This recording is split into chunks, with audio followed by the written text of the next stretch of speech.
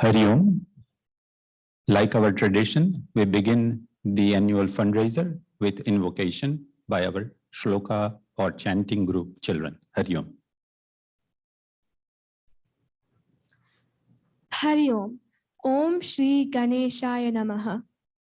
We will begin today's invocation with Shri Ganesha Bhujangam as an offering to Lord Ganesha.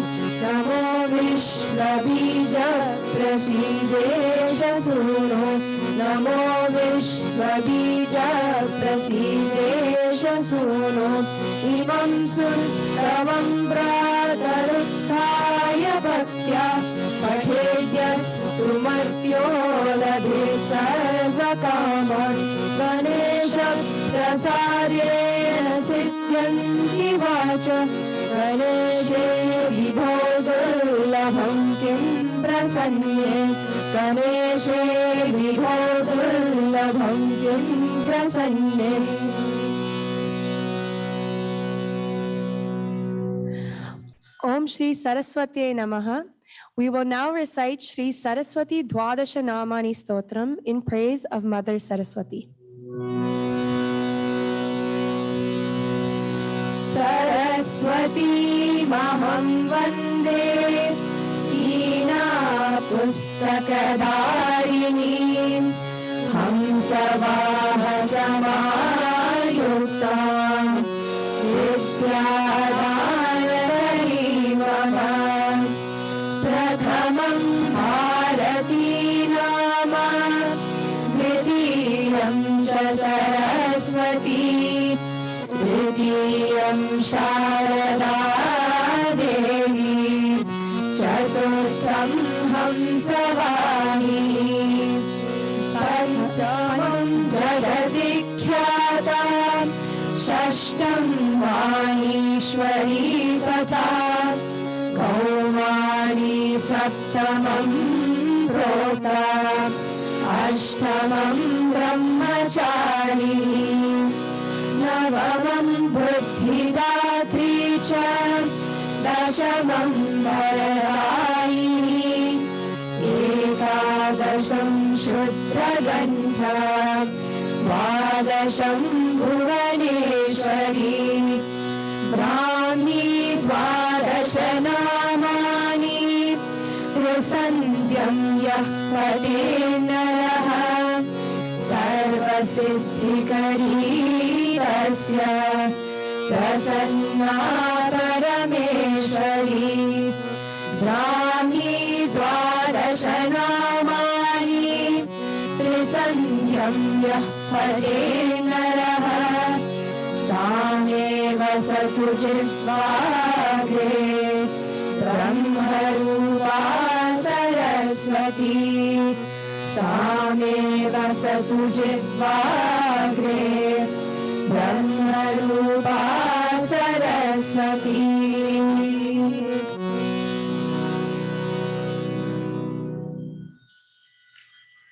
Om Shri Chinmaya Sadgurave Namaha. We will conclude today's invocation with Guru Stotram as an offering to our Gurudev Swami Chinmayananda and the entire Guru Parampara. Akhanda Mandalakaram Vyaptam Yena Characharam Tatparam Darshitam Yena Tasmai Shri Gurave Namaha Ajnanatimirandhasya Jnanajanasharakaya Chakshurunmilitam Yena Tasmai Shri Gurave Namaha Gurur Brahma Gurur Vishnu Gurur Devo Maheshwaraha Gurureva Param Brahma Tasmai Shri Gurave Namaha Sthavaram Jangamam Vyaptam Yatkinchit Sacharacharam Tatpadam Darshitam Yena Tasmai Shri Gurave Namaha Chinmayam Vyapiyat Sarvam Trailokyam Sacharacharam Tatparam Darshitam Yena Tasmai Shri Gurave Namaha Tvameva Mata Cha Pita Tvameva Tvameva Bandhuscha Saka Tvameva Tvameva Vidya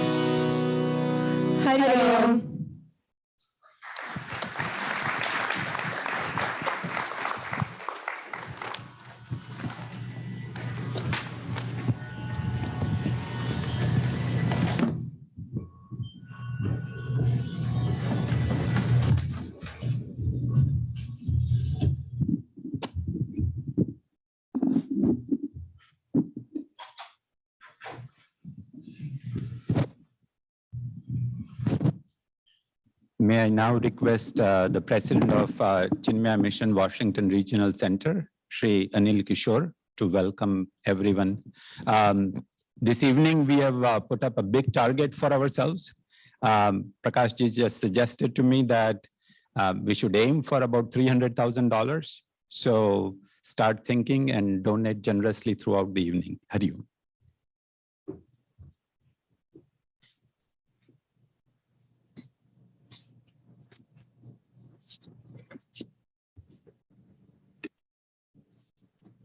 Hari Om. Thank you, Udaiji. And first of all, that was a beautiful invocation. And I'd like to introduce those students. It was Riya Iyer, Ritik Iyer, Sneha Rajram, and Shreya Rajram.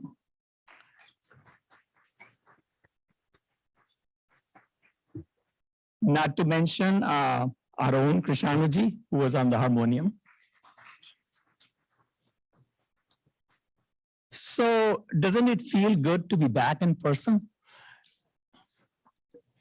If not completely, at least part of it. I know there's a lot of people online, but 2020 was a blur. And, it's amazing when people say something happened, and I always say, oh yeah, it happened last year. But then I realize when I go back digging into the details, it actually happened 2018, 2017. This 2020 actually never existed. The fundraiser too was amazing. I only wish it was in person. So anyway, we're back in person, and 2021 is going to be exciting because we have a wonderful presentation ahead of us. Thanks to Jyoti ji, who I will introduce in a minute, but it is nice to be here together. I think we have grown a lot over the years, starting from Kailash Nivas to building up, getting to Chinmaya, getting Devi Nivas, and then we got this beautiful home of ours, Chinmaya Somnath. If Gurudev was with us, he would really be smiling, listening to the children and listening to all the sevaks running around. And we can do all this only because of your support. It is a very difficult task to run an organization like this, but without your support, we couldn't have come where we are today. And for us to continue, make us debt-free, this is very important that we raise the funds to make sure that we are debt-free. So a sincere thank you to all of you for your support, continued support. And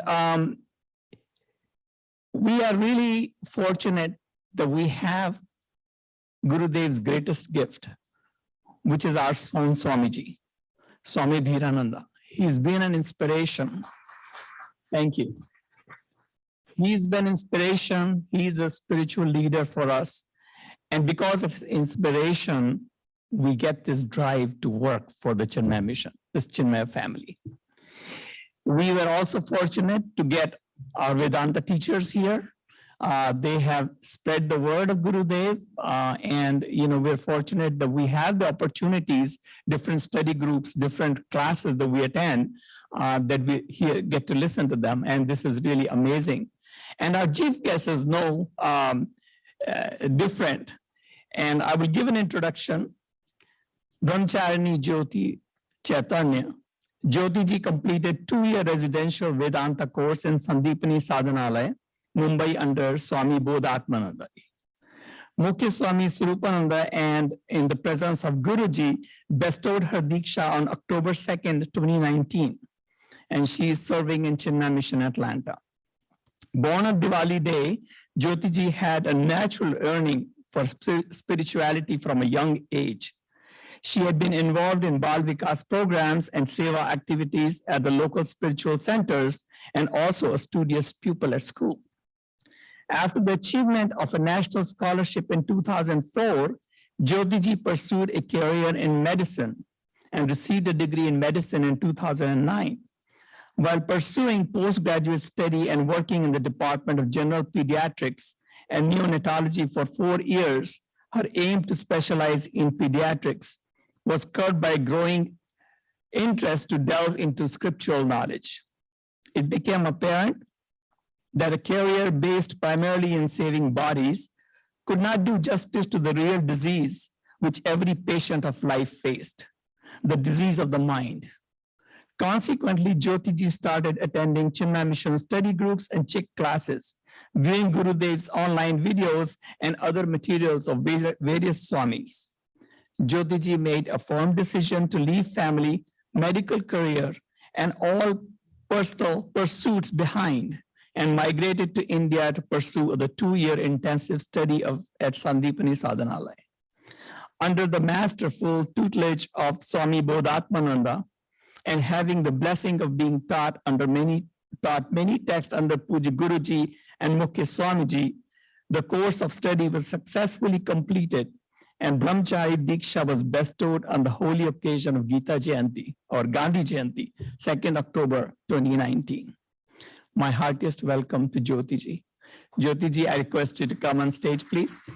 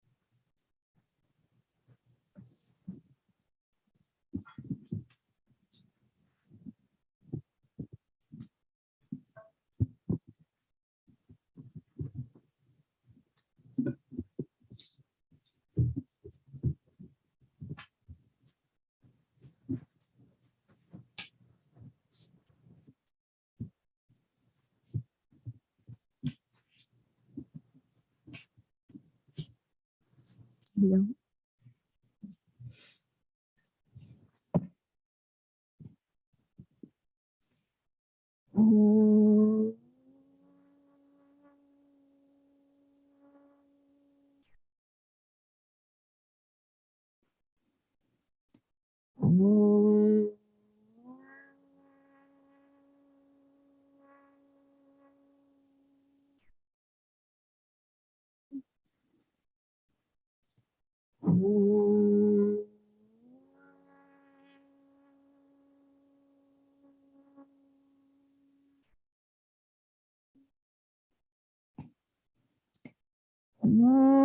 Sahana vavatu, sahano bhunaktu, sahaviryam karavavahai, tejasvinavadhitamastu ma vidvishavahai. Om Shanti Shanti Shanti. Samasta Jana Kalyane Niratam Karunamayam Namami Chinmayam Devam Sadgurum Brahmavidvaram Ishvaro Gururatmeti Murti Bheda Vibhagine Vyomavad Vyapta Dehaya Dakshinamurtaye Namaha. Sada Shiva Samarambha Shankaracharya Madhyama Asmadacharya Paryantam Vande Guru Paramparam Vande Guru Paramparam. Hari Om. So our Bhagwan Shivaji has taken up abode at this wonderful Somnath center. So we will begin with just a few lines of Nama Sankirtanam to Bhagwan Shivaji. So everyone please join.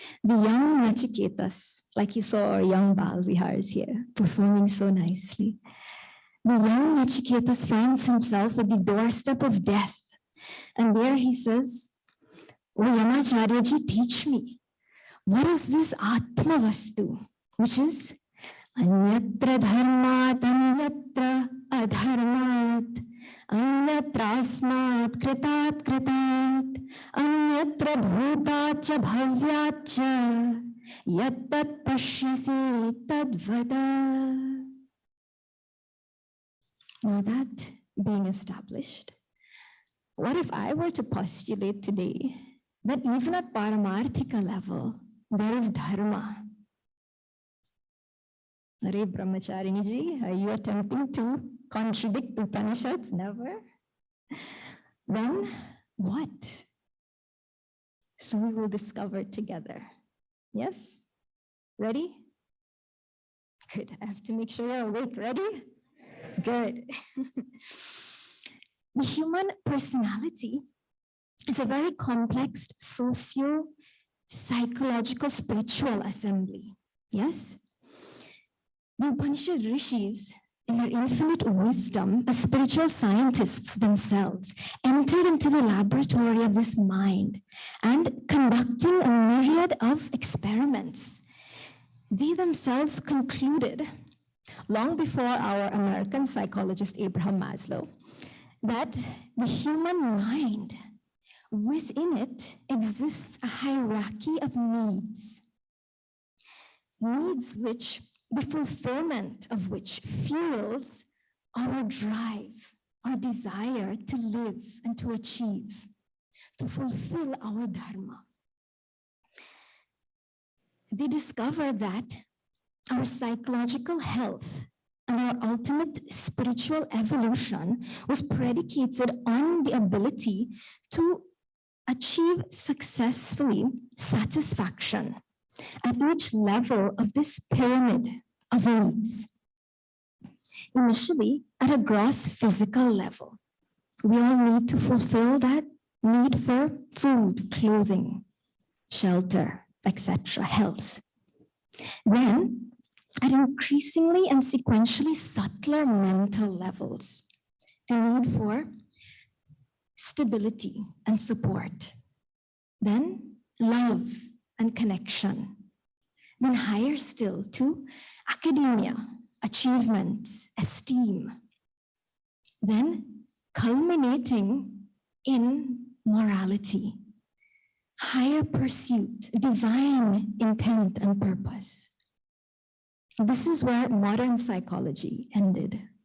But our rishis went one step further, and they said, transcend the entire pyramid altogether. They asserted that we transcend this whole pyramid until we could transcend that desire for satiation by no longer seeking contentment at each of these levels, but by simply being content in ourselves, as ourselves, by ourselves. Chiti vishrami tishtasi, atmasthiti. The closest term that modern psychology could coin for this was self-actualization. This we call self-realization. So with this ultimate goal in mind was penned our scriptures. They were penned in a manner to facilitate the healthy unfoldment of this hierarchy of needs to the ultimate self-realization. From Karma Kanda through Upasana Kanda to Jnana Kanda. They codified it in a manner that, once followed sequentially, it could groom this untamed mind from its barbaric roots through Karma Yoga and refine it slowly through the disciplines of Ashtanga Yoga. Then that self-restrained mind could begin to enter into the serene, compassionate surrender of Bhakti Yoga. Then finally culminating in that poise of self-realization in Jnana Yoga. Karma, Ashtanga, Bhakti, Jnana Yoga. The 4 yogas, the 4 paths. How did they map this manual to our spiritual evolution? Through Dharma Shastra, which, when pristinely executed, would inevitably precipitate entry into Adhyatma Shastra, the conduit, the repository for our blissful realization. What was the seed, the bija behind this brilliant scheme? The rishis and their unexcelled intellects knew yato dharma tato jayaha, that there where dharma stands, that there where dharma prevails, in that intellect, victory of every kind would eventually ensue. Psychological, social, academic, spiritual. Dharma is our entry point to that journey of self-realization, where dharma sits firmly in that intellect, in that society. Every layer inevitably elevates and rises. Where in Shastra is this given? Our reference for this. In the epic of Mahabharata, it is said that when Bhagavan Shri Krishna went off into the forest with the Pandavas, the Kauravas searched fervently for fear that the time would expire. Duryodhana, desperate, sought wise counsel from the noble Vidura. Vidura advised, Yato Krishna tato dharmaha, yato dharmaha tato jayaha. He said, O Duryodhana, seek out that kingdom which flourishes beyond compare. There you will find the Pandavas. Because where there is Krishna, there is Dharma. Where there is Dharma, there is victory. That kingdom will flourish. Do we want our society to become that kingdom of Dharma? Where yato dharma tato jayaha, a kingdom or a society of abundance, of righteous victories for our children to see and to grow in. Dharma will never let that society fall, which supports dharma. Why? Dharma rakshiti rakshitaha.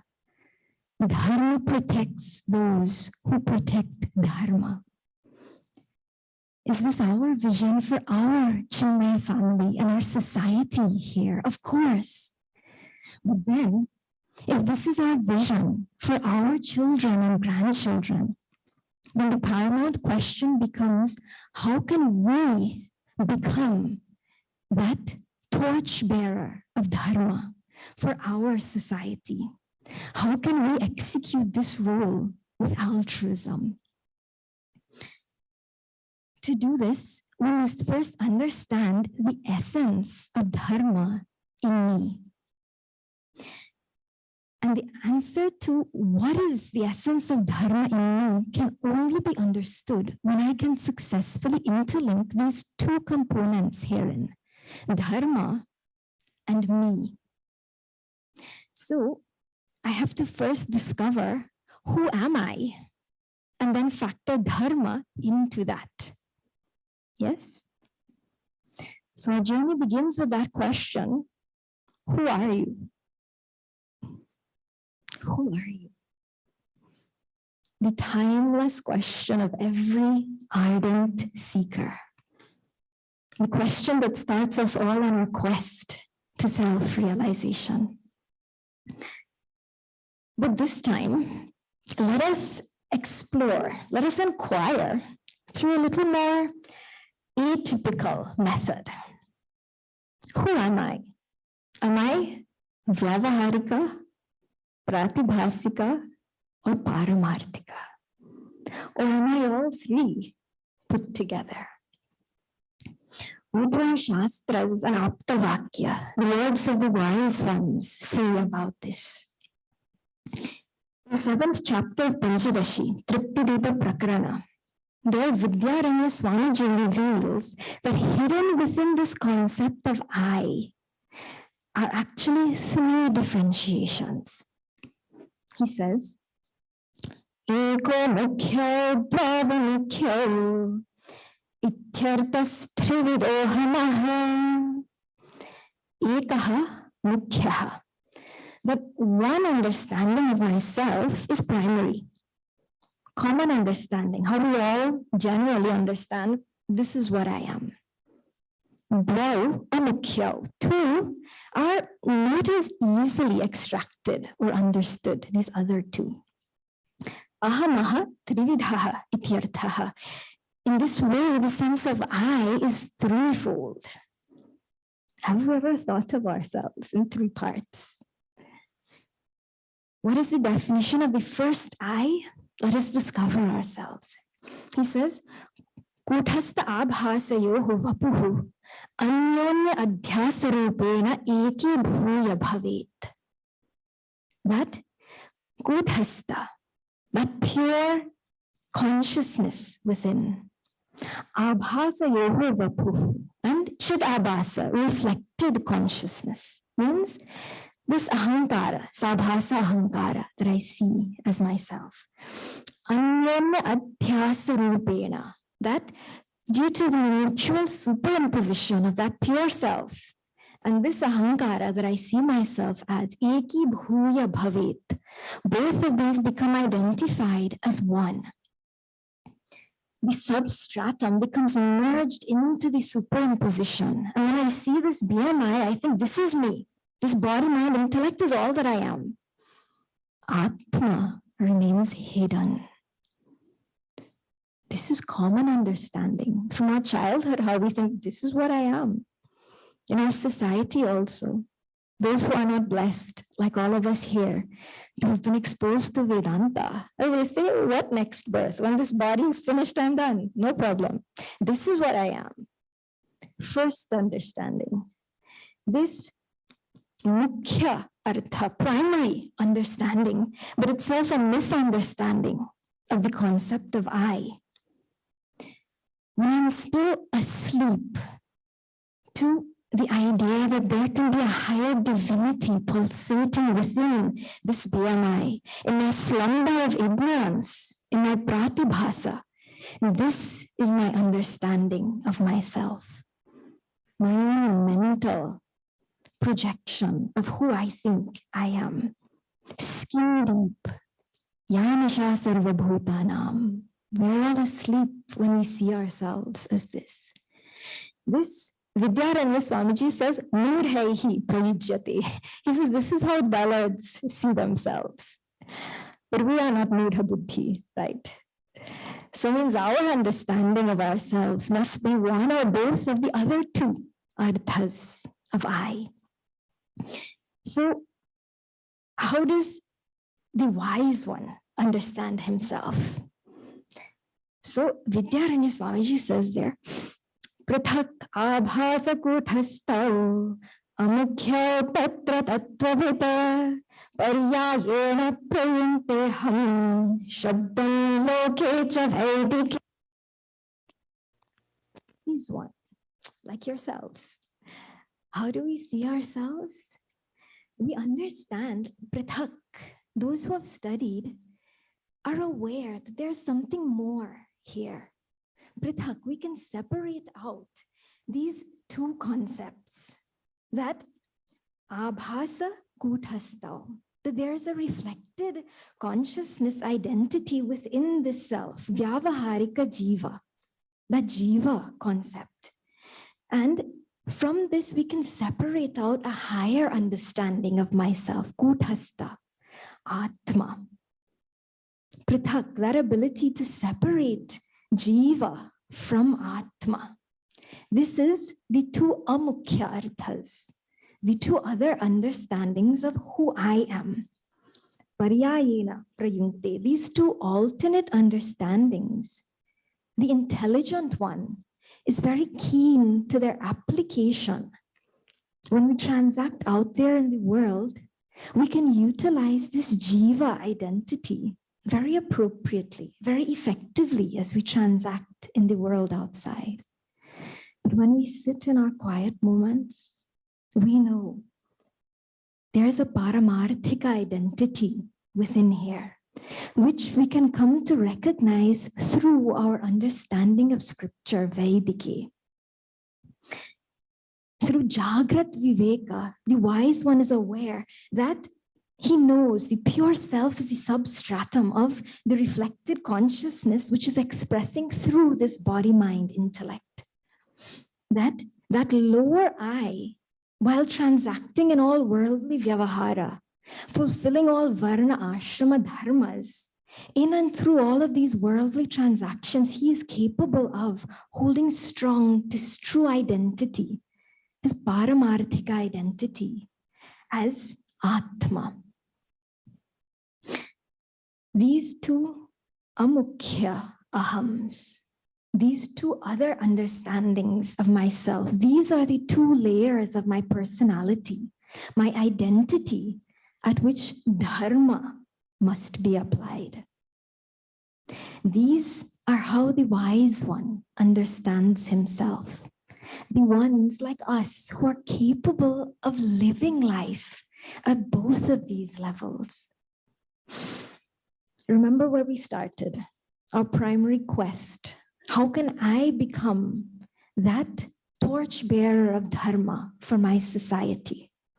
So for that, we understand who am I and how dharma factors into that.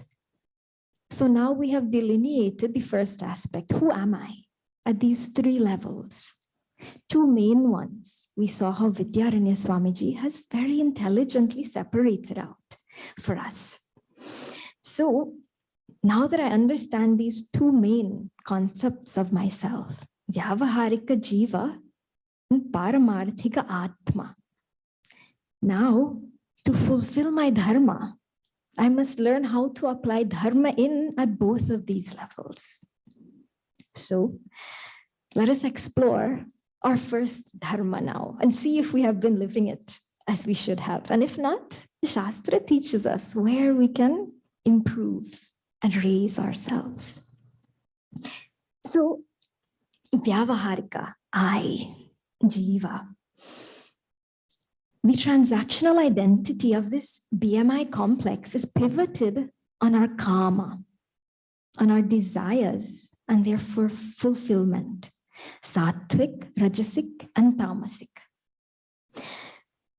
These desires are what define us, actually. A man is a product of his thought, and desires are what fill our minds. So even scripture has analyzed the thought foundation of human beings and have revealed to us that the psychosocial character of ourselves revolves around that Eshanatraya. These three strongest desires that humans possess: Putreshana, Lokeshana, and Vitteshana. Putreshana, that desire for love and communion, family relations. Vitteshana, desire for wealth and procurements. And Lokeshana, desire for achievements, accolades, from the smallest of acknowledgements to the largest of compliments. All of our achievements, including academia and scholarship, fall into this third one. These three put together actually define that Vyavaharika I. These are the desires that shape our character. But I want you to notice very carefully how these three actually fall within the precincts of Artha and Kama, Purushartha. Purushartha Chatushtaya, the four Purusharthas, the four pursuits of human life. This we should all have heard of. Dharma, Artha, Kama, Moksha. Bread and butter of Sanatana Dharma, right? Most of us would know Dharma, Artha, Kama, Moksha. These four, our Eshanatraya falls mainly into the first these middle two, artha and kama, which interestingly, medical vasanas always act up. It's actually Maslow's hierarchy of needs, which we looked at in a different orientation. But here's the beauty of our spirituality. Within these four, in Sanatana Dharma, it is always emphasized that artha and kama must be guided by dharma. Our wealth and our desires must always be on the foundation of nobler pursuits, righteous intentions for successful character evolution to eventually fructify moksha. So the question we must ask ourselves is our artha, our wealth, and our kama, our desires, being expressed and utilized in tandem with dharma? Are we living our dharma as our scriptures have aligned? Or in Kali Yuga, is it being lost? In Krita Yuga, in Satya Yuga and Treta Yuga, artha and kama, dharma was the foundation and the fuel of those societies. Every pursuit of artha and kama, wealth and desires, were rooted in the higher moral principles. As time progressed, the society regressed to the point that at the cusp of Dwapara into Kali Yuga, Raja Parikshit would discover Kali Yuga, Kali, as a ruthless man beating the bull of Dharma, a bull that now stood on one leg. That bull desperately trying to protect his female cow of Mother Earth. In Kali Yuga, our Mother Earth is crying. Our Prithvi Mata, the literal physical support of our lives, we eke out everything that we can from her and then leave her aside. Like the ungrateful children of a benevolent mother. And her consort, Dharma, weeps. A dharma that stands on one leg. A dharma that stands on one leg cannot stand firm. Are we ready to give him our two legs? Dharma lives in us as us. And if we do not stand for dharma, then dharma will fall. Are we ready to be our Gurudev's warriors of dharma? As he makes us pledge every Sunday right here to serve as an army, courageous and disciplined, ever ready to fight against all low tendencies and false values within and without us. We must be the change we wish to see in this world. And how do we do that? Live by Dharma Shastra. Dharma Shastra has taught us that our entire Vyavaharika existence is rooted in and fueled by these four Purusharthas.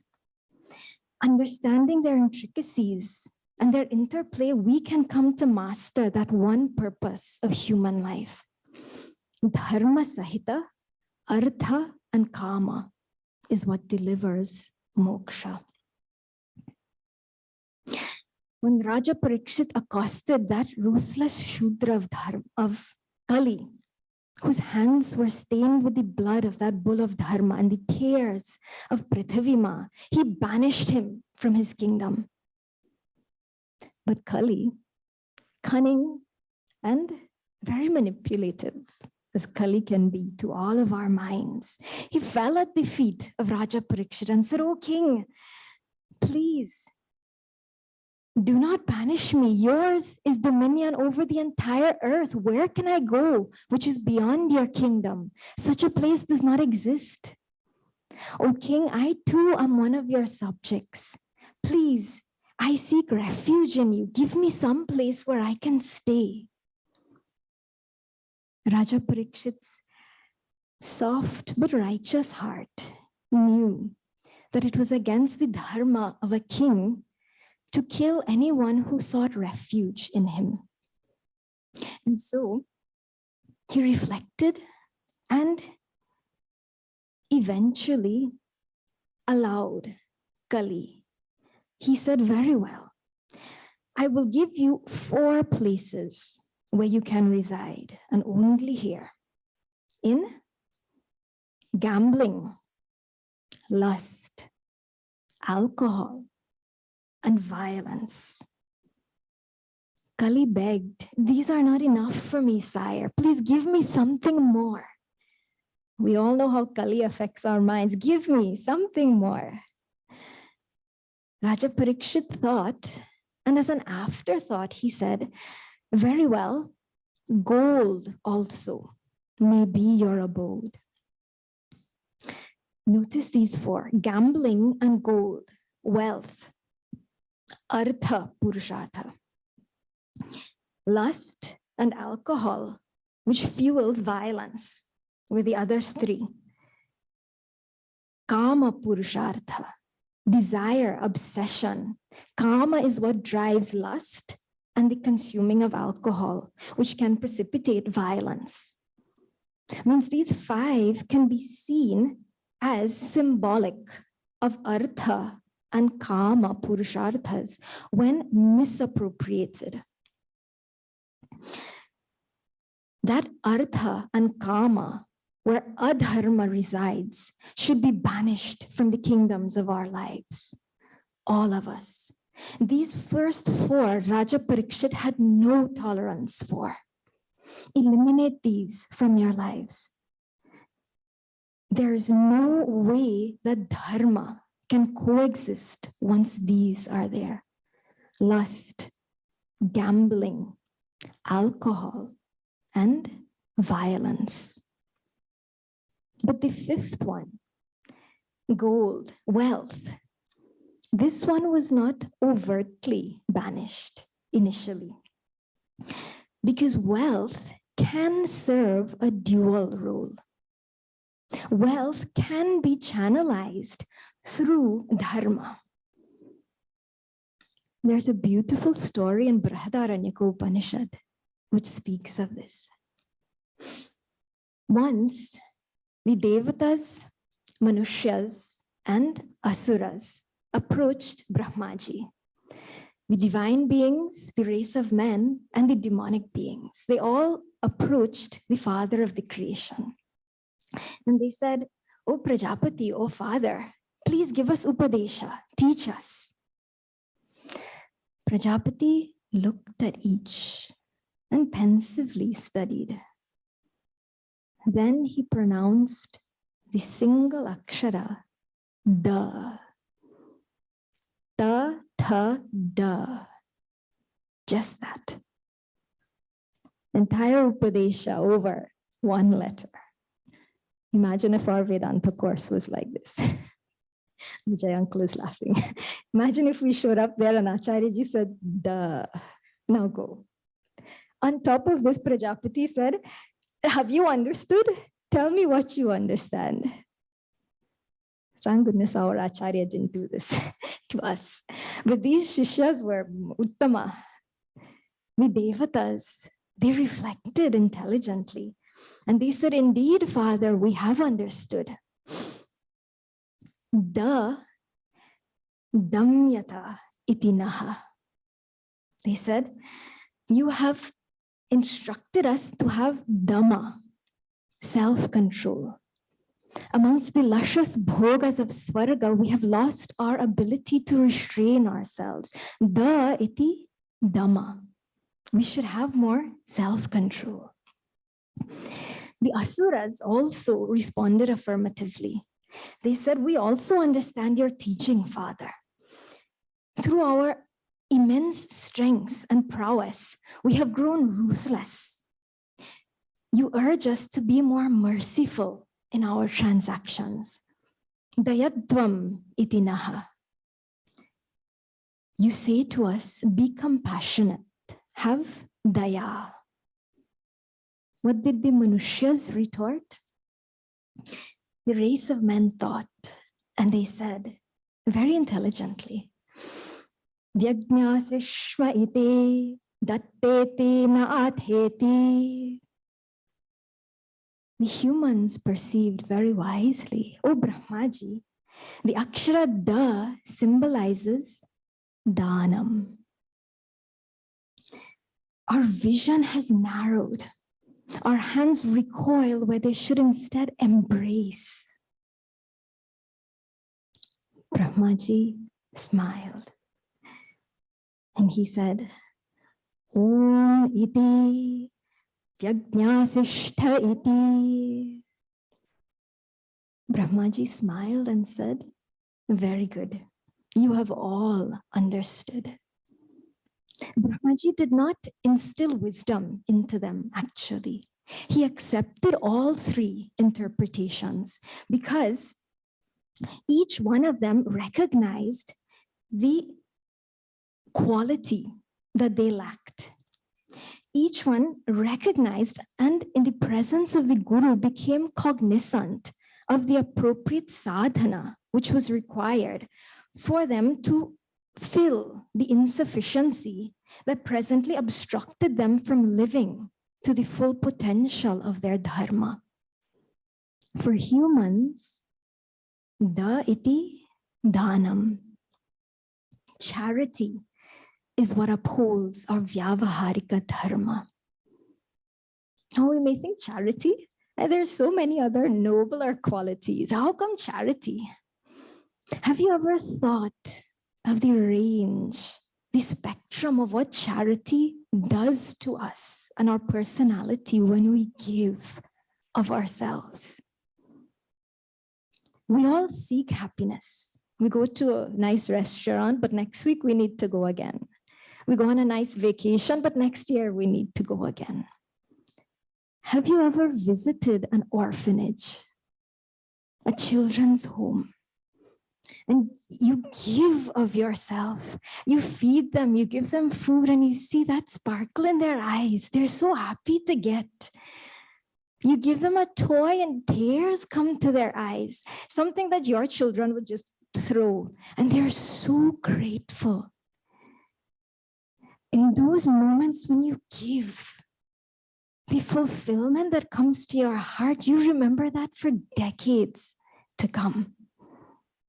When we give of ourselves, in emptying ourselves, we become so full.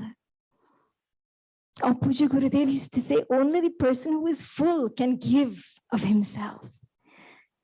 In that seva bhava, when we truly give, then we can stand as those stalwarts of Dharma.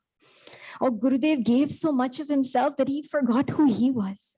This is how our Vyavaharika identity merges. Give of ourselves, empty ourselves. And in emptying, we become so full. Charity is not just giving money.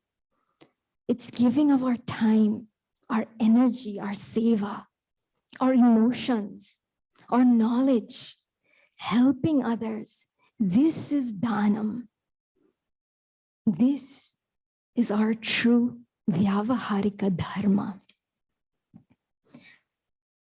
In Bhagavad Gita, Bhagavan Shri Krishna says that the entire universe is sustained on that spirit of sacrifice. Yajño dhana tapaschaiva pavanani manishinam. Bhagavan Shri Krishna says these three forms of sacrifice, charity, austerity, they are the purifiers of even the great ones. See why Raja Parikshit did not overtly banish Kali to wealth. Because when dharma enters wealth, it becomes dhanam. Of the forms of charity which can be given, it is said, Annadanam mahattanam Vidyadanam mahattaram annena kshanika triptihi yavajjivam tu vidyaya. That annadanam mahattanam, that charity of feeding the hungry is indeed great. But vidyadanam mahattaram, that act of charity by which knowledge is bestowed is unexcelled. Whilst food may provide momentary satiation, kshanika tripti, that which we gain through knowledge provides lifelong fulfillment. This opportunity which we have here today is one of the infrequent scenarios in life where artha danam translates into vidya danam, where the sharing of our wealth actually becomes the facilitator for the spread of knowledge. Events like these ensures the future of institutions like this. Institutions where the ancient and pristine knowledge of our rishis are passed down. Institutions where morality and values are taught and preserved. Better yet, they're passed on to our children and our grandchildren through our Bal Vihar programs, through our robust Chik projects. These are our aims. And in a structured, systematic manner also, which can tune to the minds of our young generation. These programs help to strengthen the very fabric of our world to come. See, the spiritual threads become interwoven into the society through our children. As they grow and they infuse themselves into the social network, their values, which are a part of them, become infused by default. Values which these programs have helped to inculcate into them. And so our Puja Gurudev used to say, you change and the entire world around you will change. The way to change the world is to change one person at a time. This is what our Bal Vihar programs achieve. This is the aim of our Chik, the youth arm, our study groups and our satsangs. If you have not yet been able to change and thereby change the world around you, then this is your chance to at least help others to change by supporting this and still help change the world around you. We have to save our children if we want to save the world. If we want a world where Dharma prevails. Your karma to give of your artha today can help to fructify this noble goal into realization. This is Dharma, alive in us, through us. This is our Vyavaharika Dharma. And Dharmo Rakshati Rakshitaha. Let us protect the world by protecting Dharma. This is how Dharma factors into our Vyavaharika I. When we fulfill these roles and these duties in line with how Dharma Shastra has set out, as we've seen today, the contentment that fills our mind and our hearts delivers us that many rungs up that pyramid of fulfillment. This is why Dharma and Dharma Shastras are given in this way. Why texts like Bhagavad Gita are given to light our path. We have to stand as the Arjunas of our society.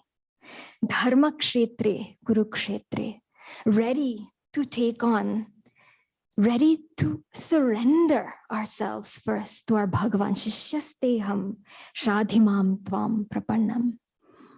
that Bhagavan, I surrender my kama and artha to you. You guide it in line with dharma now, so that it can fructify that moksha for me. And then allow that Krishna within to guide our chariot onto the right path. Then, yatra yogeshvara Krishna, yatra partho dhanurdharaha, tatra shri vijayo bhutihi dhruvaniti matirmama. Then yatra yogeshvara Krishna, there in that intellect where dharma resides, in my heart, in my society, in my children. Yatra partho dhanurdharaha, there where we stand as the Arjunas, dhanurdharaha, with bow and arrow in hand, ready to fight his battle of dharma. Through us ourselves will he deliver. Tatra Shri Vijayo Bhutihi. Prosperity, victory, welfare of all. Dhruvaniti, firm policy, dharmic society. Matir Mama. This is Bhagwan's conviction. Matir Mama, he himself is convinced that he will deliver a better world through us. This is our Vyavaharika Dharma. Are we ready to be the Arjunas of our society? To hand over the reins of our mind to our Bhagavan Shri Krishna, to the ultimate charioteer. This becomes the next step in our spiritual journey.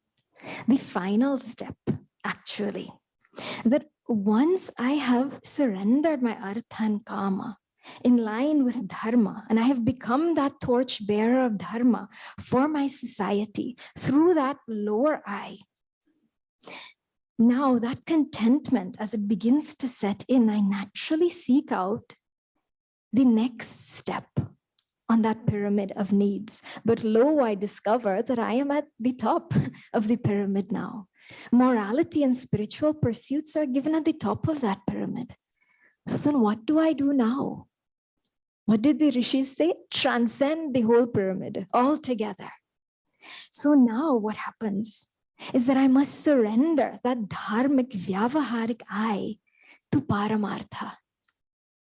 This becomes my final step in my spiritual journey, that I relinquish the reins of this mind to my paramarthika, that supreme charioteer, Bhagavan himself. That vyavaharika I must now merge to my paramarthika dharma. This is my final step. Paramarthika dharma. So our concluding topic, last concept of the three concepts of I. But what dharma can possibly apply, what rules and regulations can possibly apply at the transcendental plane, which, as Nachiketas reminded us, is anyatra dharma, anyatra adharma. So now it gets a little interesting. So I want you all to notice carefully. We'll do a little thinking.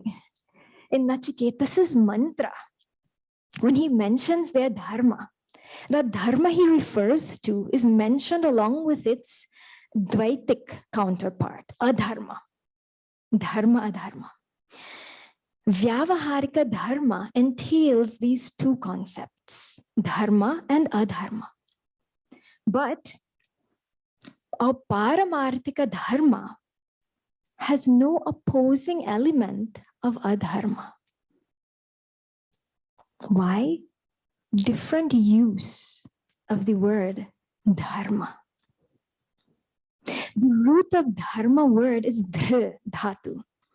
That dhr, verbal root, due to its versatility, its intricacies, it can be interpreted and applied in a myriad of contexts, actually. So follow carefully. When dhr dhatu is understood as dharma, dhriyate lokah anena dharati lokam va. In that context, it applies to the divine universal constitution, as Puja Guruji calls it, that which sustains the justice and functionality of a society and the integration of its people in their duties. This is vyavaharika dharma, the rules of dharma and adharmas applied to society. I do my duties in line with dharma, I don't, then adharma. This duality applies in that context. But when dhr dhatu is understood from the context of dhr, dharayati, that which upholds and sustains the entire universe as its very substratum, that dhr, that dharma can only mean the ultimate Brahman itself, the non-dual foundation and support to this entire creation. This second context of the word dharma implies my very nature, that due to which I am, that without which I will cease to be, my very core existence itself is my ultimate dharma. Brahman. This is my dharma, my nature, my dharma. Second concept. This application of dharma, non-dual Brahman, one without a second, can therefore not have any second opposing element. To what can compare to Brahman? What can measure up in order to oppose it? So this dharma has no adharma counterpart. The non-dual interpretation of dhr dhatu applies to my paramarthika dharma, my highest dharma. The dvaitic, dualistic interpretation of dhr dhatu applies to my vyavaharika dharma, dharma adharma. And so dharma must be understood at two very distinct levels, but applied at both for me to live and realize my truest dharma. And so in Katha Upanishad, which I was not contradicting, in Katha Upanishad, where our Nachiketas refers to Atma as Anyatra Dharma, he was referring to the second concept of dharma.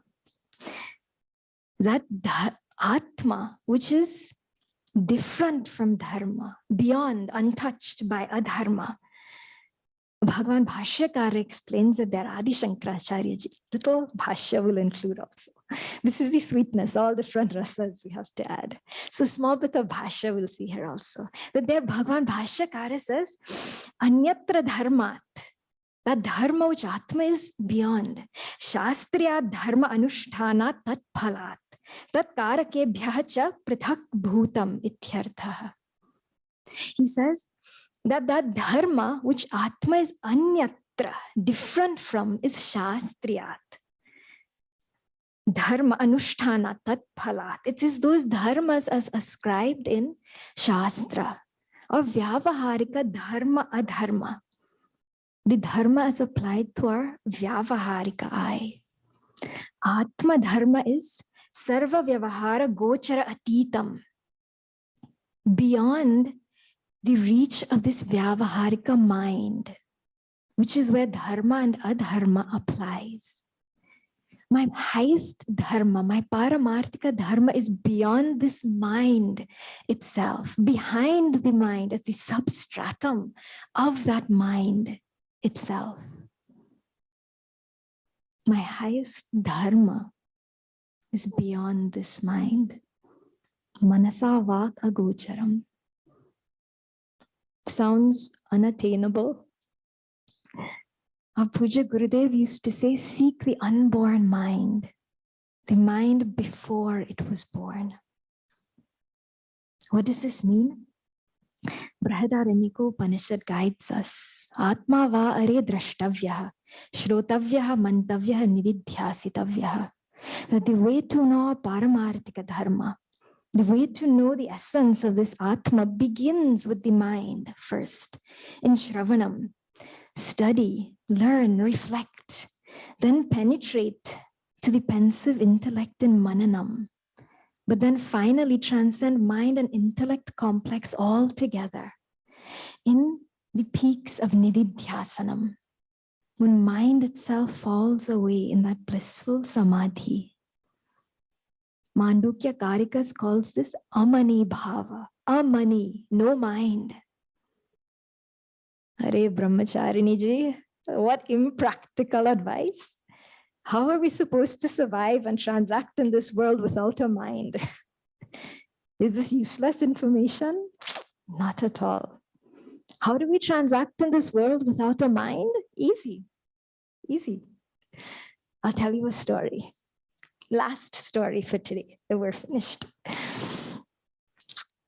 Uddhava once approached Bhagavan Shri Krishna, confused as to Bhagavan's constant rumination and attachment to the gopis and the people of Vraja. Bhagavan said, if my devotees' minds are absorbed in me, how can my mind not go to them? Uddhava said, but Bhagavan, I can't stand to see you like this. And Bhagavan conceded.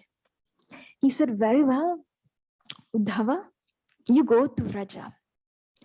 You tell them, forget about me. Only then I can forget them. You teach them Vedanta. Teach them of that supreme formless Brahman so that they can let go of me with this form as Krishna. Now Uddhava sees himself as a bit intellectually superior. So he goes a bit reluctantly. I have to teach these gopi girls Vedanta. Let me see. So he goes reluctantly. And he begins, of course, by scolding them, as all good teachers do. He starts off now. Bring your mind here. Pay attention. Are you all paying attention? Bring your minds here. Pay attention. No wandering.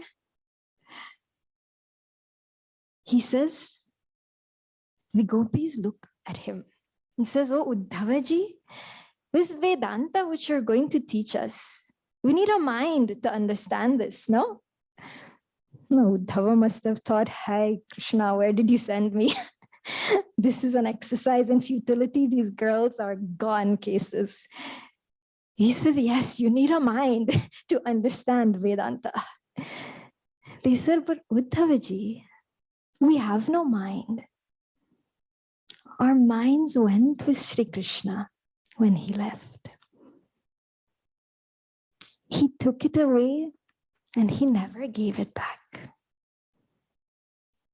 They said, even now our minds are with him. The gopis would execute all of their household duties, fulfill all of their vyavaharika dharma, mind ever merged in their Krishna. Mind relinquished to their paramarthika dharma whilst transacting within vyavahara. When we can learn this balance, rooted in vyavahara, fulfilling our vyavaharika dharma, but mind ever absorbed in our paramarthika dharma, our true nature. When we can achieve this, then we become the true stalwart of dharma. This can deliver all of the purusharthas, dharma, artha, kama, moksha. The bliss of all goals achieved happens when we can fulfill this dharma the way the gopis did. This is how our Gurudev acted in this world. Fulfilled every vyavaharika dharma, never forgetting that ultimate connection. This is how we must fulfill our dharma on both of these levels. When we can do this, we become like our Gurudev. Then we become the torch bearers for our children and our grandchildren and every generation to come. Sounds difficult. It begins as simple as giving our 2 feet to the bull of Dharma, to that one-legged bull of Dharma. By refusing to let the vagaries of Kali infiltrate our artha and kama, and instead let Dharma guide our wealth and our desires. Fulfill your vyavaharika dharma, bas. Realizing our paramarthika dharma will unfold effortlessly. Why? Because it's the little things that lead to the big things. Because how we do anything sets the foundation for how we will eventually do everything. And so this small act of dharmic charity here and now can eventually fructify the highest attainment of our highest dharma, not only for our own self-realization, but for the dharmic fabric of our entire society. And when we can do that, then yato dharmaha tato jayaha. Let our kingdom flourish. We just fulfill our duty. Bas. We can and we must. I know we will. Hari Om.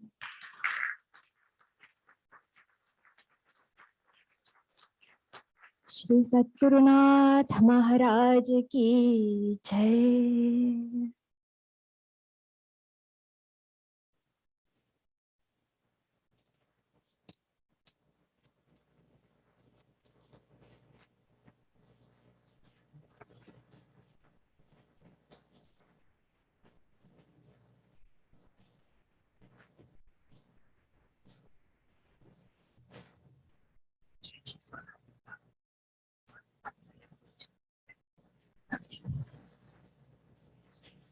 I will now request Jay Sridham to begin our financial presentation.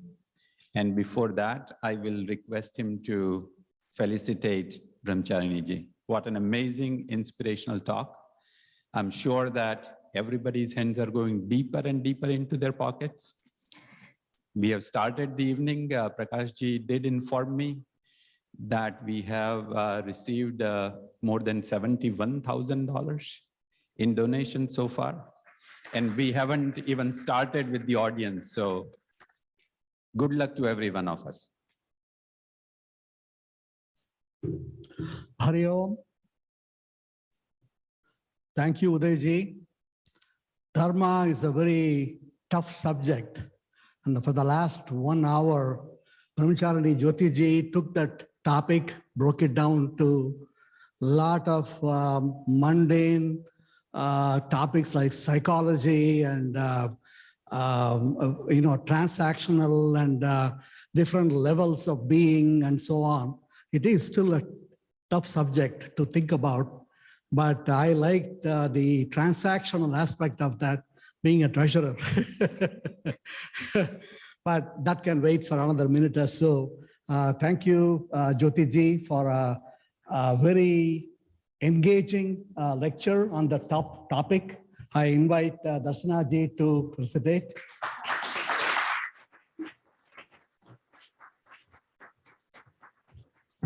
Also, on behalf of CMWRC, I would like to give a token of our appreciation for Jyoti Ji's time with us today.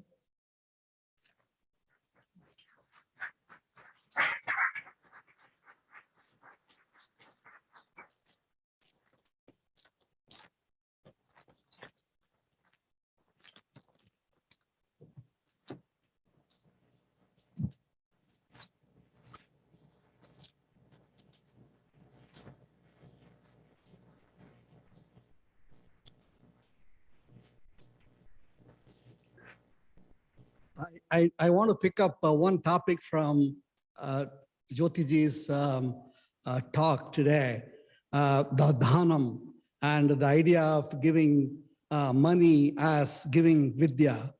And that is exactly what the Chinmaya mission stands for. We are starting the light on so many young minds, and what you give to CMWRC is fueling that effort. And our President Anilji earlier touched on a very brief history of our mission. We started with Kailash Nivas back in '89, and we grow and grew, and we are at a stage where we have several buildings to our name, and probably 1,000 children in our Bharatiya program.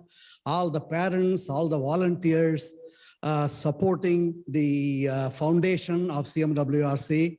And as he nicely put it, it's not possible without everybody's effort, not just money, their energy, their seva bhava who brought to the table here. And I was given 15 minutes to talk about appeal, and Jyoti ji already started that appeal on our behalf. I wanted to start and continue with that. The presentation you're going to see will be posted on our website. So if I have to go through some of the slides a little quicker, it is okay. You can probably go to our website in a few days and take a look at it at your leisure as well. What you're seeing is the Guru Parampara, and ending with our Mukhya Swamiji, currently at the helm of Chinmaya Mission Worldwide. And we have met Mukhya Swamiji more than once due to the pandemic on screen more recently than in person. We are a worldwide organization, and you will see several activities of mission. And I remember in our last meeting with Mukhya Swamiji, he mentioned when pandemic hit the world, the mission woke up within 1 week or 10 days, we went completely online, nation globally, not just in USA or in Canada. It's everywhere in the world within 10 days. That is the effort which went behind the organization to make that happen. That was unprecedented, as you know. We have two big buildings in our name, Chinmayam in Silver Spring, and this Chinmaya Somnath in Chantilly, Virginia. I remember coming and talking to our members in both Dallas and also in Springfield several years ago about the concept of Chinmaya Somnath. And now it is a reality for several years now. And we are seeing the results of that. We have more families here. We have a vibrant community around Chinmaya Somnath. The next one. This is what our President Anilji was mentioning, starting '89, Kailash Nivas, and continuing. And we know our Swamiji has been at the helm of this, and you know Swamiji, where Swamiji is. There's always children, there's always families around him, and the mission grew because of Swamiji's directions at the helm. Our Vedanta teachers, we have Swamiji, at least 4 other teachers here. Apparently, they all went to the classes at the same time, I believe. I came to know that only an hour ago. It was nice to see they come back and serve us again, and the teachers again. We learn from them on a daily basis. The next one, please. We have programs for all the ages, you know that. In fact, in the next slide, you will see a statement. Outreach, community outreach programs, in addition to what we do internally within the mission itself. And the next one, Chinmaya Blossoms. I don't know how many of you know. By the way, how many of you are attending the AFR for the first time? Please show of hands. It's good. I am probably talking to group of people who have already known. I have already come to AFR, who've been part of the donation drives we do every year in this mission. We have classes from Ati Maturam, which is about 3 years old, all the way to the graduation of high school. And recently we started Sishu Vihar and also Amrit Vihar. And those are programs for very small children and also children with special needs. And we are growing, and we are able to service our member base from that age of Sishu Vihar all the way to 18 years old when they come out of the high school, and also come out of our Bal Vihar program. There's a board of directors, board of trustees. There are 10 of them actually on the board. You'll be pleased to know that at least 6, 7 of them are here. I am one of them as well. And we have an executive committee, meet every month, and they guide they report to the board of trustees. And there are several executive committee members here in this hall with us as well. So when we say something on behalf of the mission and we are asking for donations, they are all behind me as an organization asking for your help. That is the whole purpose of this arrangement with the trustees board and an executive committee and the people who serve. And as you know, mission is run completely by volunteers. Volunteering their money, volunteering their energy, their seva, and people who are here in this hall, and for that matter, who are listening to us everywhere else via internet, they all come from different walks of life. There are doctors, there are engineers here, there are lawyers here, accountants, and the people of different specialties. They bring their strength to our table, and we all work with one goal that makes CMWRC self-sustaining. Anilji said again, we want to give this debt-free to our next generation. Our children are our future. We don't want to give them a facility with so much of debt in it. And I will probably touch on that a little bit further, maybe 2 or 3 slides more. Assets and liabilities. We have almost $20 million worth of 19.8 to be precise, assets in buildings. And we have 8.7 million at the end of last year as liabilities. So we are not very heavily leveraged organization. We are probably what 40% of our asset value is what we owe.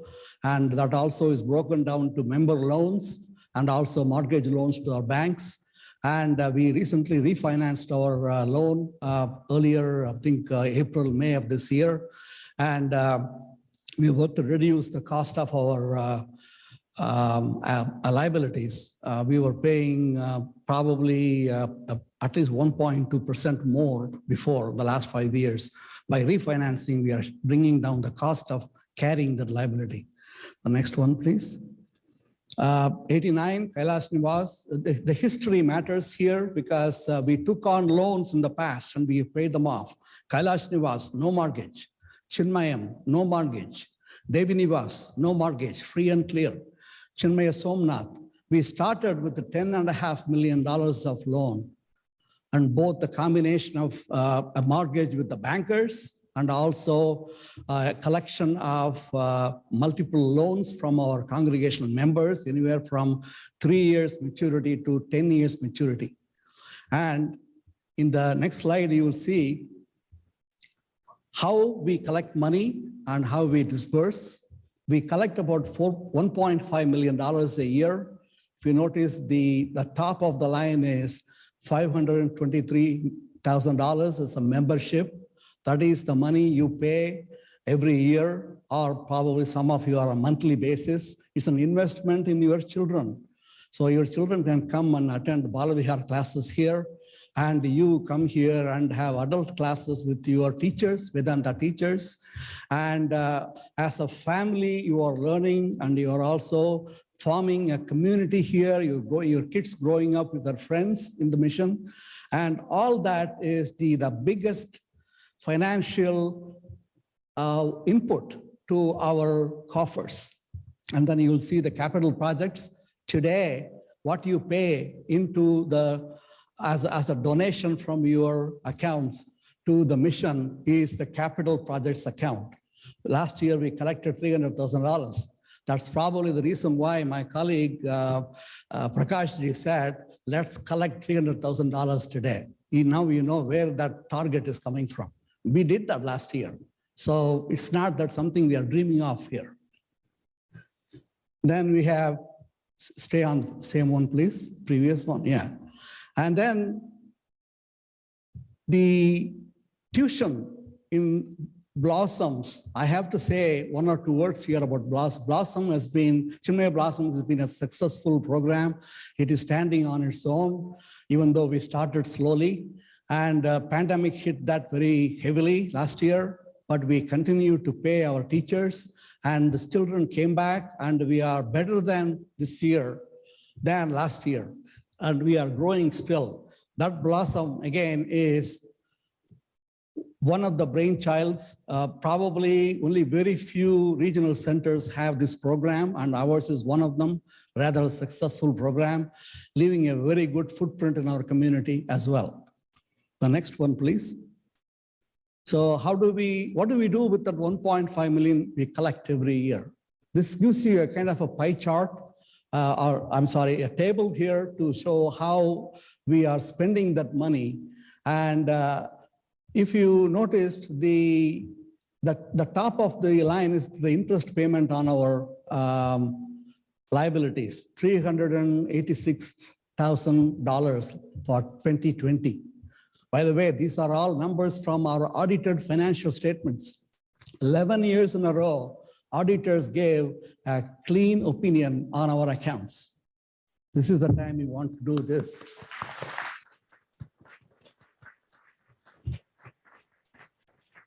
Thank you. But if you notice the footprint, the bottom of the slide, we started paying $499,000 towards interest charges when we started at the maximum liability of $10.5 million. We have come to repay some of that loan, and we probably asked members to give some of the loans interest-free, some of the loans as donations themselves. And we also, as and when those loans matured, they reversed that money back to the mission and said, hey, I want to continue invested even though the rates have come down. So the combination of all those factors have come down. So from $499,000, we paid $386,000 towards interest charges last year.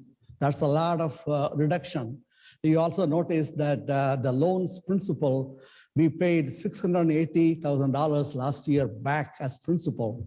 And if you notice the bottom right, we started with $10.5 million, and we have already paid back $1.8 million in the last 5 years or so. So we are continuing our spirit of giving this money back and achieve a debt-free Chinmaya mission asset base to the next generation to take over and manage and enjoy the fruits of our donation today. The next one, please. Somebody says Vedanta is a contact sport. That's why you want to get involved. We touch everybody here, maybe not because of the masks, but, but eventually we will. And please get involved, donate generously, and get involved in the programs, attend your classes, attend the adult classes, encourage your children to come to the classes. And, you know, I have to say that we were kind of interesting, very ambivalent, I should say the word, when the pandemic hit and we said, how are we going to do the attendance and how are we going to do the participation? And everybody stepped up to the plate. Nothing changed really that much in terms of attendance and people attending the classes and things like that. I know the smaller children probably was difficult. I think teachers probably know better than me. I am not a Balavihar teacher, but we continued our operations the entire 2020 and good part of this year as well. And hopefully that we are going towards 100% openness and go back to the pre-pandemic time. And we'll see how that works out. Yes. If you want to give money, yes, we ask you for money. We also want to get involved. A bank looks at our books and say, hey, you collected money during AFR. But I also would like to see, I feel better as a banker if there are more people applying for pledges and they pay on a monthly basis, or they pledge and say, by end of the year, I will satisfy my pledge for that year. That is the reason why the Arpanam program was initiated 2-3 years ago. And there are 4 levels of Arpanam. On the right-hand side top of that, there's a participation. There are 39 people who have already pledged, and they are on their way to satisfy their pledges by December 31st.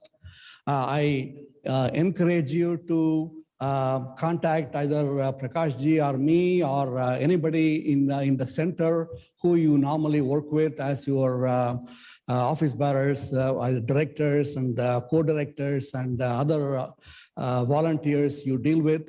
Ask them how to file. There's a form you can download and fill it out and send it back. And it's a question of saying that ahead of time, I am signing up for giving this much money by end of this year, or for the next 3 years, or there is no limit to my giving, so I don't have an end date in my Arpanam pledge. But it's a way of saying ahead of time to the mission that I am making this commitment on my family's behalf, so I will continue to pay and support financially the mission's activities.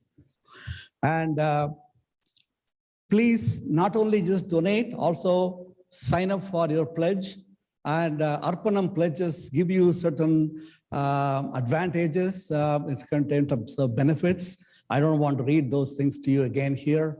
As I said before, you will see this presentation on our website soon. We always done that. You can probably see the previous year's presentations on our website already. We will add to that. And this is the probably the best slide I like, because this is how it says, how can you get involved today physically with the mission? Those of you who have brokerage accounts, who have bought stock in the old days, and they have done very well. You know, all the indexes are at a high currently. All the stocks are almost appreciated. I myself have donated appreciated stock in the past. I don't have any more. I have given all of them. But I'm sure you have some. Please do. And if you want to talk about that, come and talk to me afterwards. I manage our equity brokerage account with Fidelity. And there are a lot of our members have participated in giving appreciated stock in the past. At one point, I had a cumulative $300,000 in stock in our brokerage account. And we manage, we get that on one day, and at the end of the month or end of the year, it is appreciated a lot. We sell it and collect that as a money to support our operating expenses.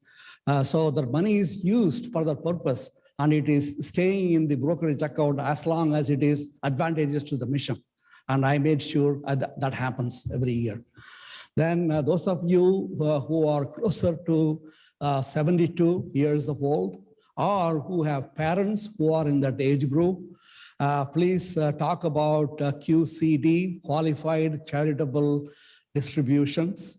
It's a mouthful. It's nothing. There's a money in your IRA you can donate to the center, Chinmaya Mission, directly without even coming to your account. It's a very simple mechanism. You want to talk about that? Yes, talk to me, talk to Prakash Somanji, and we will guide you through the process. I'm sure you are working with somebody who's a financial planner as well.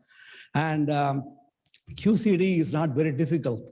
Those baby boomers are probably close to that area, but Gen X and Gen Zers, your parents are probably hitting that age group. Please do talk to them and make CMWRC as a consistent repeat beneficiary of your QCDs from your IRAs. That's a very, very nice way of giving money to charities. It was kind of a temporary for several years. In 2017, Congress made it permanent. So you can take advantage of that any year you want going forward. And then the usual make check payable, and we will probably have a process in the next few minutes to donate money. And rest of the ways to give money are all listed here. I will leave this slide on when you are all going to be donating and meeting your Vedanta teachers. There may be programs in between, but I will ask my Sutradhar here, who is running the slides for me, put the slide back on again so you can have a second reference to it afterwards.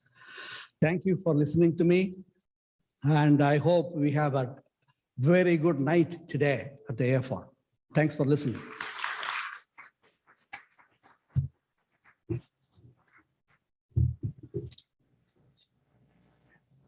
I will invite our Swamiji, Swami Dinanandji, to come to the stage to give me a few words. He's also going to ask for money though.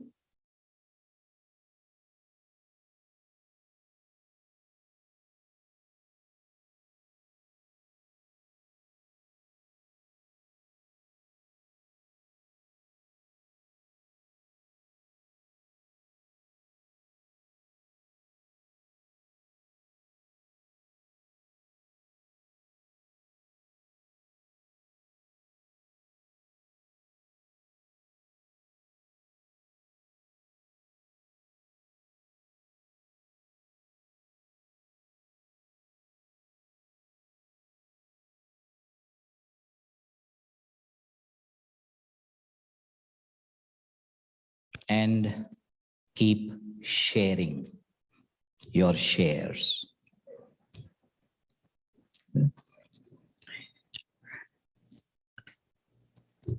Chinmaya Mission motto. Motto means? What's the matter with you? That's not that. So Chinmaya Mission's motto reveals Dharma. In fact, Dharma Dindima. So what is Chinmaya Mission motto? Dinesh will give it. There. Oh, you are reading it from there, huh? So that is Chinmaya Mission motto. To give maximum to maximum people for maximum time. And I've been observing for more than 30 years, 3 decades. I've seen 3 generations. My Balvya children have become parents. And my Balvya children have become teachers, Balvya teachers. It's amazing to watch all of them. So we have to fulfill Chinmaya Mission's motto. That is our lifestyle. But for that, we have to mobilize the resources. That is called tapas. Tapas means to mobilize all the resources from every point, every corner we mobilize the resources. Not only external, but more important, the internal. The inner resources are what in summer camp, I always, children very excitedly repeat after me. So with Viveka and Vairagya, we have to earn the inner wealth. When I say Viveka, now you have to repeat. When I say Viveka, you have to say Viveka and then say what is that. So Viveka.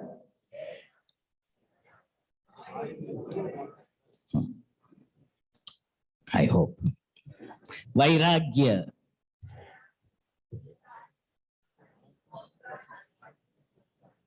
You should. Then comes the wealth, the inner wealth. If this wealth is there, outer wealth will be used, utilized in the right way. It will not be misused and abused. Kali cannot enter you. So the inner wealth starts with Shama.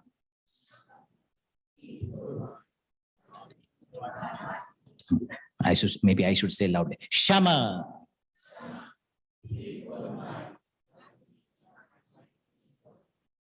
Very good. Dhamma.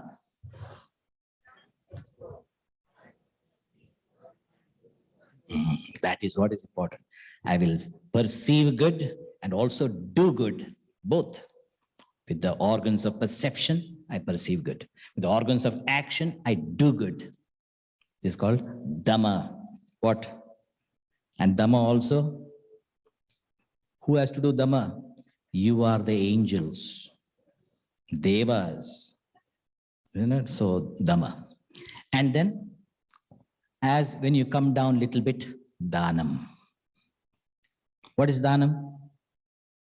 Charity. What is charity? Dhanam, Swamiji. So Dhanam, charity means that which is very difficult to do. That will not be in the dictionary, but it's an improved definition. Dhanam means charity. Charity means very difficult to do, but for others, not for devas like you. Keep smiling, keep sharing. So Dhamma, the Uparama.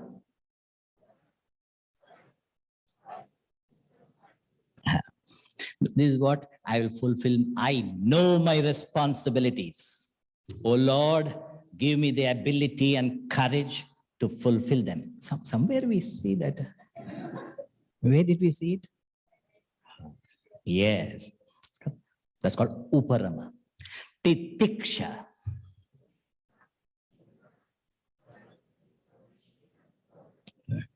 So there will be some pinpricks of life.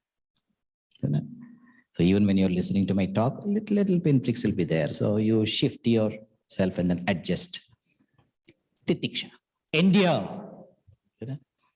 Then this titiksha can be easily practiced if the next wealth comes to you. Shraddha.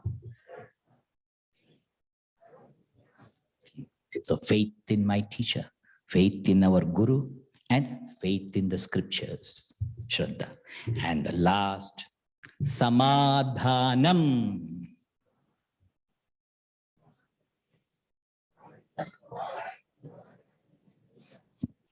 This is the instrument of achievement. When our mind is quiet and the intellect is alert and vigilant, then any endeavor will be a success. What Jyoti ji has said, there where Yogeshwara Krishna is there and Yatra Partho Dhanurdhara. So where divinity and dynamism, these two, if they are in us, divinity and dynamism, anything you set, it will be a success. Therefore, we invoke the ever eternal existence, the divinity, and invoking the dynamism. So divinity and dynamism together achieves everything. And the final, I should tell you before that so that you can prepare. When I say mumukshutvam to others, I'm giving it low. Mumukshutvam, the way they scream, children, the way, so literally you can feel that they're, and I say, I will dramatize first. I say, mumukshutvam, and they say, freedom. Oh Lord, may I be free from sorrow. Now, let me see.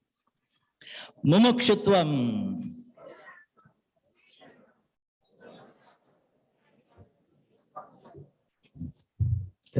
So that will be, everybody is craving for dukkha nivritti. So that is the, and this is the real wealth. Shama, Dhamma, Uparama, Titiksha, Shraddha, Samadhanam. It's called Shamadhi Shat Sampatti. This is the real wealth to acquire even the external wealth. So if at all you want to give any gift to your children, what gift to give? This wealth. Give this gift. Dinesh, the gift. Oh, the slide. Gifts to give. Shama, Dhamma, Uparama, Titiksha, Shraddha, Samadhanam. If these are followed, Mumukshutvam, you already have it. You are free. Free from pains and sorrows. I did not mention pain because pain is inevitable. It will be there, isn't it?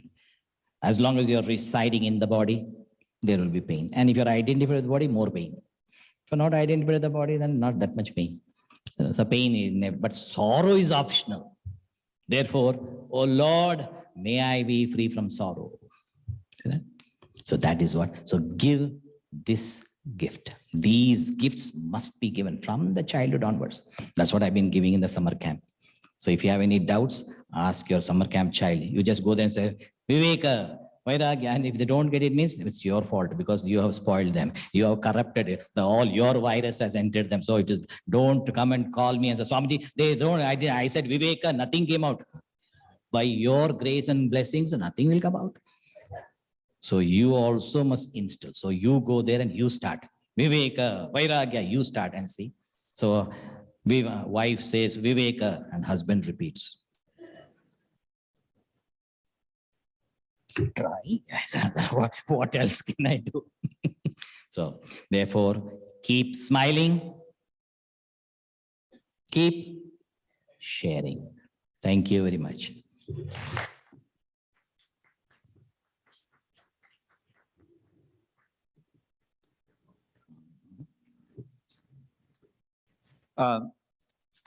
If many of you who are coming to Chinmaya Somnath after a little break, as you came up the stairs, you saw a wonderful sandalwood chariot. We have with us Dr. Harinath Meda. May I request, please come to the stage. We have Dr. Harinath Meda. He has donated that sandalwood chariot to Chinmaya Somnath or Chinmaya Mission. And we wanted to give a small token of appreciation from the hands of Swamiji.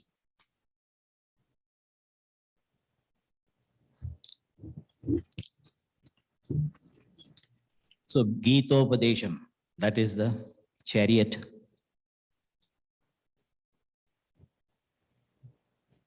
And Gurudev's Gita. Thank you. Thank you.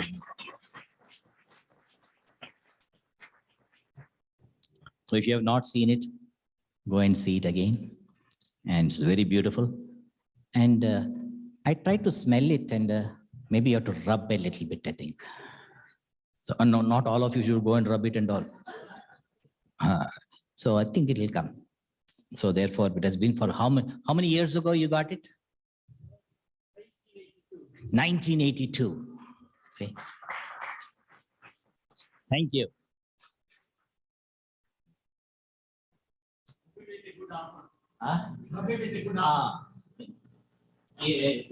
Tell me if you're giving 1 million now, with you I'll come and then. And also I'll hold your finger and.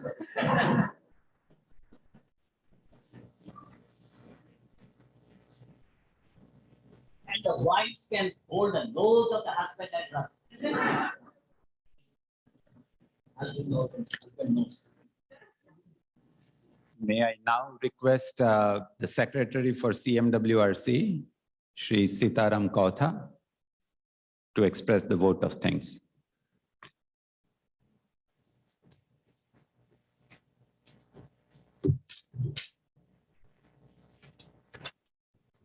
Hari Om. So I have a lot to read, so please be patient with me.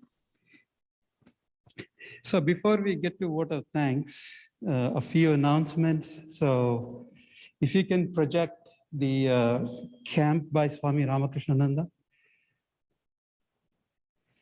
So we have a camp that is starting next Saturday. And those of you who haven't listened to Swami Ramakrishnananda, he is amazing. He's humorous.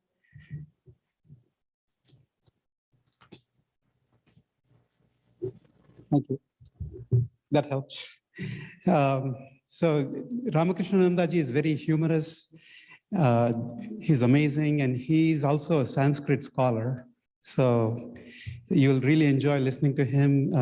Last year, he spoke about superimposition in a very detailed manner, so made it so easy for us to listen. And so this time it will be Bhikshu Gita. So please take advantage of that. The next one is Swami Dhirananda ji is going to do a Gita Jnana Yajna. That's December 26th through 30. It's chapter 2, verses 19 through 36. So those of you who listened to him last year, it was amazing. So it'll be another wonderful yajna that's coming up. There is one thing that we have a special Chinmaya family satsang that's coming up. That's on December 4th. It'll be on Zoom. It'll be to celebrate all of the different sevaks who have been giving. So the Vyavaharika giving that Jyoti ji spoke about, really, and so we will take a moment to pause and really celebrate the seva that goes across our center. So please join and cheer all the sevaks. We are hoping to make it a very wonderful 2-hour event. So with that, I'll now go to vote of thanks. So starting with Jyoti ji, thank you for flying out from Atlanta, coming here in the pandemic, and really gracing this audience here.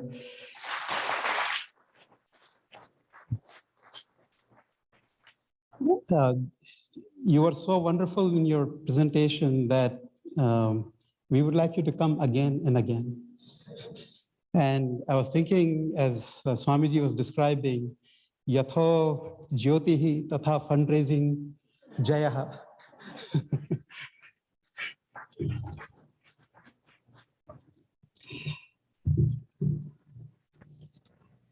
You've shown light on Dharma and how it leads to victory. So that we are really blessed with your presence and your guidance. Thank you. Pranams to our Swamiji. He has been steadily guiding us for 32. Yes, Swamiji has been guiding us for 32 years. As Sri Krishna says in chapter 9 of the Gita, Swamiji, you're Adhyaksha, you're our Adhyaksha, overseeing and guiding us with in the work of Sri Gurudev at our center. Thank you.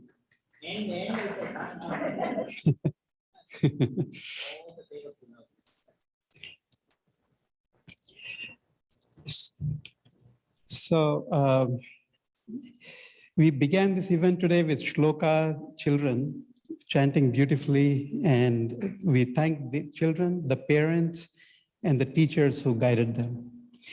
Next, we thank the treasurers, Prakash ji and Jay ji, for a detailed financial picture and telling us how well we are doing, where our strengths are, where our needs are. And it was a very clear, crisp picture, so everyone knows where we stand. And I must say one more thing about that. We really came through the pandemic very strongly, thanks to their leadership. A special shout out to the Chinmaya Somnath team for hosting us today so grandly and taking care of all the details. We thank the AFR team across all chapters who chipped in so many different ways, and the wonderful assistance they gave to Udayji. And we thank the AFR organizer who's been planning this for almost a year. When the last AFR ended, the next day morning, he got up and started working for today. And of course, we thank Gurudev because he is the substratum on which we all stand. And we thank the audience, all of you, for coming and being here today. Thank you so much. And the real work of you starts after I finish. I have a few more things to do before you get there. And I have a prayer to complete, so you have to wait with me just a little bit longer. So what I'm going to do now is to read the names of the sevaks. And before I do that, I just want to seek your forgiveness if there are any errors or omissions, because when we read names, I'm sure we will miss some. So publicity, flyers, and communications, Dinesh and his team. IT, that Neetu Gandhi, right? Niti Gandhi and Prakash Sesha and the IT team for all the online registration work that has gone through. Ashutosh Somalwar, Mani Jagadishan, Srinidhi Narayanan, Raj Pajur, and so these are all the Chinmaya Somnath team. Vinit Bhagwat for with all the bookstore help he is providing. Sriji and Pratimaji for preparing children for the chanting today. Krishanu and Janavi for accompanying them, and also Jyoti ji. Gopal Vembar and also for photography. Vibha Kulkarni and Darshana Somalwar for Bhiksha today. Bindu and Hari Prakasha and Hamcha Hari Prakasha for hosting Brahmachārinī ji. Shiva Vanam and Sukanya ji for coordinating travel and overall coordinating their travel, her travel and stay. Special thanks to Gomati ji and Andrea ji for overall help in planning and execution. Big thanks to Kumar Iyer and the Rangoli restaurant, which you will all appreciate after this. And finally, families of Kirkires, Kavatekars, Mehetas, and Nimishe, and of course, the Nanavati family. And I think there are some names like Samata Muresh. She's doing the Zoom so that people who could not be here, they're participating. So I'm sure there are some names that are missing in my list. Apologies again for that. So a round of applause for all of those who helped today happen.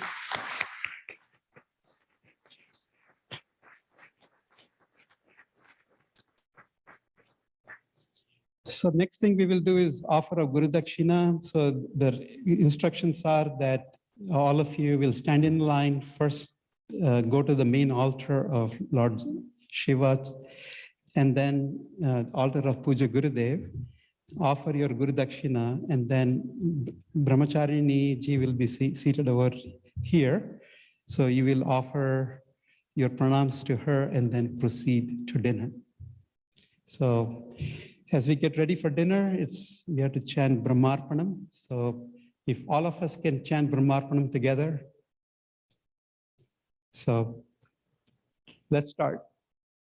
Om Brahmarpanam Brahmahavihi Brahmagno Brahmanahutam Brahmaiva Tena Gantavyam Brahma Karma Samadhina Hari Om Sri Gurubhyo Namaha Hari Om. Hari Om. As we begin the donation, please note that we are starting with $87,500. So your journey is a little bit shorter to 300,000. Good luck to us all. If you have not already written your check, the check can be written to CMWRC, and in the memo section, you can say AFR 2021. If you are donating through a credit card, we have a credit card machine outside. You can seek out Ashutosh Somalwar, and he will be able to take your credit cards also. There is a basket at the Gurudev's altar also, so you can leave your checks there. That will facilitate the counting also. Hari Om. As you finish your Guru Dakshina part, please exit the hall. The dinner is served. We have, you can take the food from both sides of the serving. We have seatings inside the hall.